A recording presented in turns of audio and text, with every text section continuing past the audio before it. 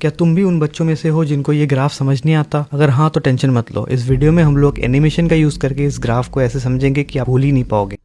यार सबसे पहले तो ये ग्राफ राउल्स लॉ का है, तो ये ग्राफ समझने से पहले क्विकली हम लोग एक बार राउल्स लॉ को देख लेते हैं। यार लेट्स से अपने पास एक बाइनरी सोल्यूशन है दो वोलेटाइल लिक्विड्स का, हम इन दो कंपोनेंट्स को ए और बी बोल रहे हैं रेस्पेक्टिवली।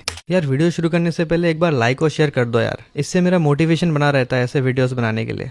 अब जो पार्शियल वेपर प्रेशर होगा that is equal to chi A, जो कि है mole fraction of A multiplied by P naught of A, जो कि है vapour pressure of A in pure state. ठीक है, ऐसे ही बी के लिए भी है। और जो पी टोटल है that is equal to P A plus P B, और पी ए और पी बी का जो वैल्यू है वो अगर हम यहाँ पे पुट कर दे तो अपने पास कुछ ऐसा एक्सप्रेशन देखने को मिलता है। एक काम करते हैं, इन इक्वेशंस की हम लोग नंबरिंग कर देते हैं, क्योंकि हम लोग इन इक्वेशंस का यूज करके ही ग्राफ बनाएंगे। तो चलिए फाइनली अब हम लोग आते हैं ग्राफ पे। तो इस ग्राफ के वाई एक्सिस में रहेगा अपने पास वेपर प्रेशर और एक्स एक्सिस में अपने पास रहेगा मोल फ्रैक्शन। देखो बीच में मैं और एक चीज बता देता हूँ, chi A plus chi B is equal to 1। ठीक है, इसका यूज है इसलिए बोला। तो अब देखो, तो अगर हम यहाँ पे एक्सट्रीम लेफ्ट के अंदर देखें तो काई ए का वैल्यू यहाँ पे अगर हम 0 मान ले तो यहाँ पे काई बी का जो वैल्यू है that is going to be 1। और अगर हम एक्सट्रीम राइट पे देखें तो यहाँ पे काई ए का वैल्यू 1 है और काई बी का वैल्यू 0। अब हम एक एक इक्वेशन देखते हैं और उसका ग्राफ बनाते हैं। ठीक है, हमें पता है कि स्ट्रेट लाइन का जो ग्राफ होता है उसका फॉर्म होता है y equal to mx plus C. तो इसके अंदर अपने पास जो इक्वेशन नंबर 1 है तो वो है अपने पास P A equal to chi A P not a. अब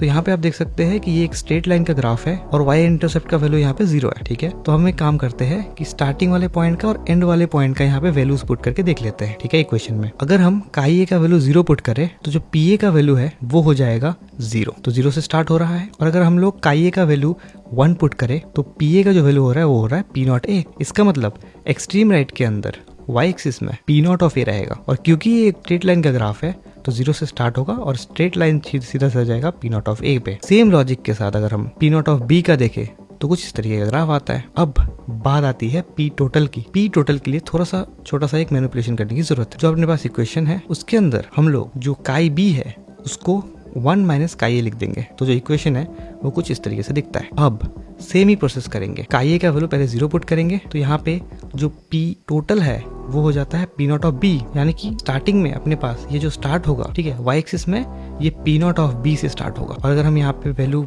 1 पुट करें काई ए का तो पी टोटल जो हो जाता है वो हो जाता है पी नॉट ऑफ बी। इसका मतलब एक्सट्रीम राइट के अंदर तो अपने पास जो टोटल वेपर प्रेशर का वैल्यू होगा that is going to be P naught of A. इन दोनों को जोड़ते हुए अगर हम एक स्ट्रेट लाइन ड्रॉ कर दे तो यही अपने पास ग्राफ है। आई होप आपको ये सारी चीजें समझ में आया होगा।